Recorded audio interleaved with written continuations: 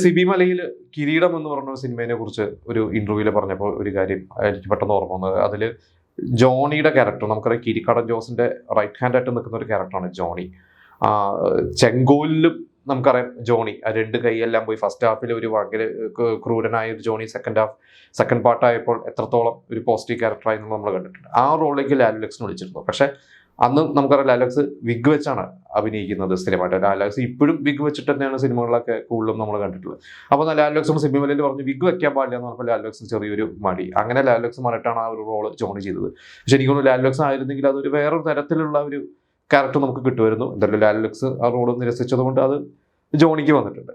പിന്നെ ലാലക്സിനെ കുറിച്ച് ജയറാമൊക്കെ രസകരമായിട്ട് പറഞ്ഞതൊക്കെ നിങ്ങൾ ചിലപ്പോൾ കേട്ടിട്ടുണ്ടോ. ഇരട്ട കുട്ടികളുടെ അച്ഛൻ എന്ന് പറയുന്ന ഒരു സിനിമയിൽ ലാലക്സിന്റെ ചില ഒരു വോയിസ് മോഡുലേഷനൊക്കെ കളിയാക്കിയിട്ടൊക്കെ ജയറാം പറഞ്ഞതും ജയറാമിനൊരു മറുപടി തമാശ രൂപേണ തന്നെ ലാലക്സ് പറഞ്ഞിട്ടൊക്കെ ഉണ്ട്.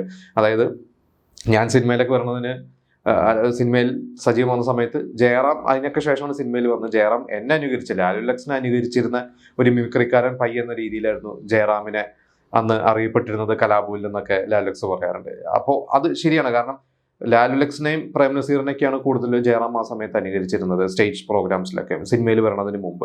പിന്നെ കൺകെട്ട് എന്ന് പറയുന്ന ഒരു സിനിമ നമ്മളെല്ലാവരും കണ്ടിട്ടുണ്ടോ. ഒരു കൺകെട്ട് എന്ന് പറയുന്ന സിനിമ ശ്രീനിവാസനും ജയറാമൊക്കെ അഭിനയിച്ച ഒരു മാജിക്കുകാരനായിട്ട് ശ്രീനിവാസന്റെ ഒരു സിനിമയാണ്.